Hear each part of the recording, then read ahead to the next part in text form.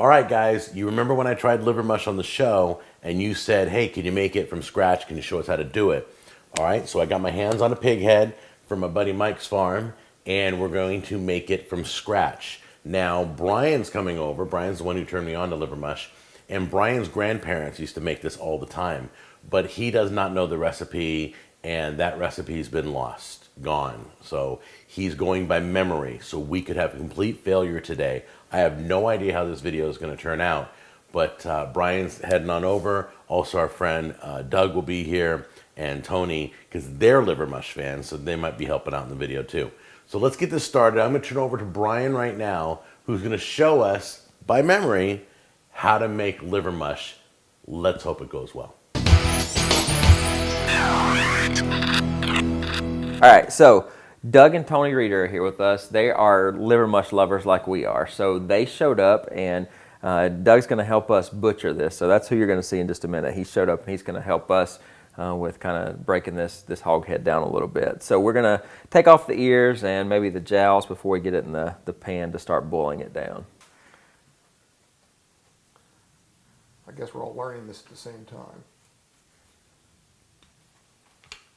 All right, so we've got the ears off. Doug helped us with that. Now we're going to take off the jowls, and we're going to get it small enough where we can get it in the pot. We're going to layer it in there with the liver, and we're going to boil it, and then we'll go back in and clean the meat out of it.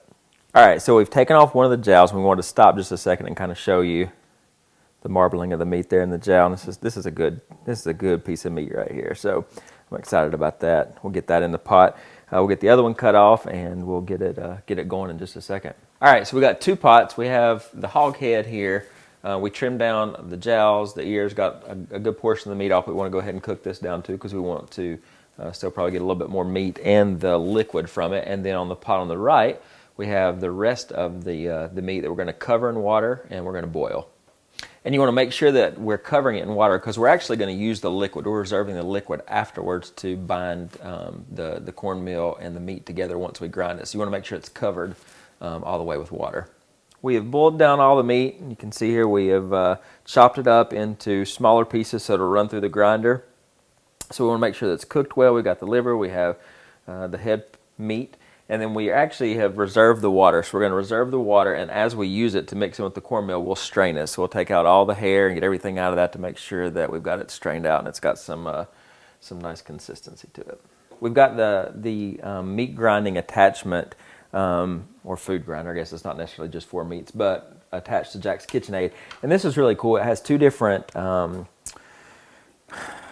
I don't know what you call this. I mean, I guess it's the two different plates on it. They have a thicker grind and a smaller grind, and we have it on the smaller because we want to get a fine grind on it. But there's lots of attachments for your KitchenAid. They have an ice cream maker. They have a grater like for cheeses. This attachment is great. We've used it a couple times. We made homemade sausage a couple times. So what we're going to do is take this and we're going to run the meat through here one time and see what that looks like, and then if we need to go through again, we can run it through a second time.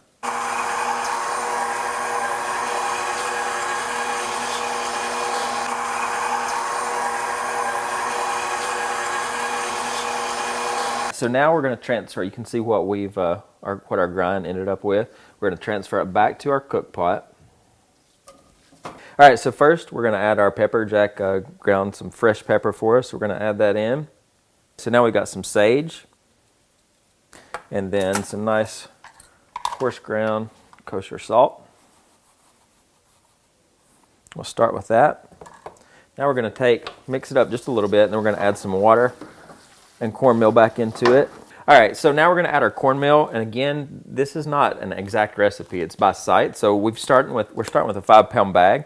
So once we get it to the consistency we want, then Jack will weigh it afterwards, and we'll tell you how much we actually did use. So, all right, so now we're going to just ladle some of the reserved liquid in here, and again, this is all by sight. So we'll keep ladling that until we get a pretty good consistency, because what we're trying to do basically is cook this cornmeal into the meat. All right, so what we did is we took just a little quick taste to see where we were on our seasonings, and they were off.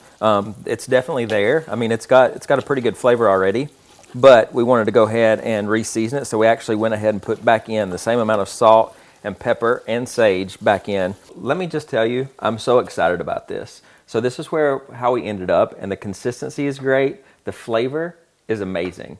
So Jack, who had never had liver mush, loved what I brought him from North Carolina. But when he tasted this, he was like, this is so much better than anything that I brought to him. It's exciting to me because I watched my grandparents make this and got to eat this. My grandmother would get it out of the freezer and she would slice it and she would fry it for us.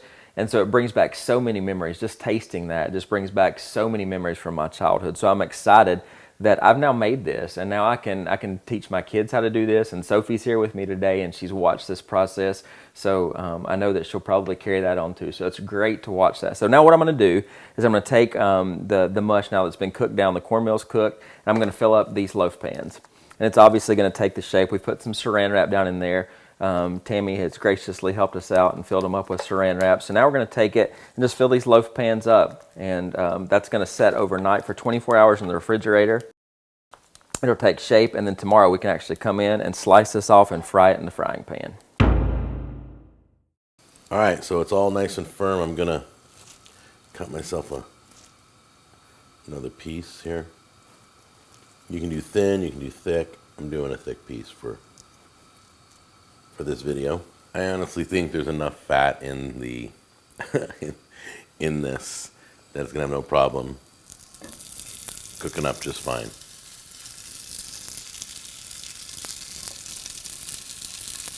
Nice.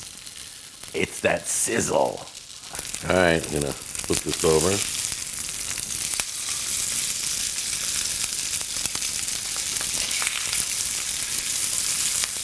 And while I'm here, I might as well throw in a few eggs and use a little bit of fat that's in the pan just to finish off the video. Voila. Cut myself a piece. Get a little yolk in there too. Yum. There it is, right there.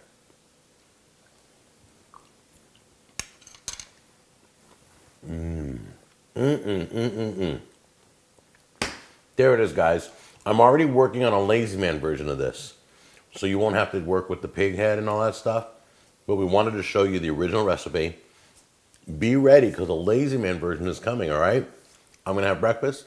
You guys are awesome. See you on the next episode.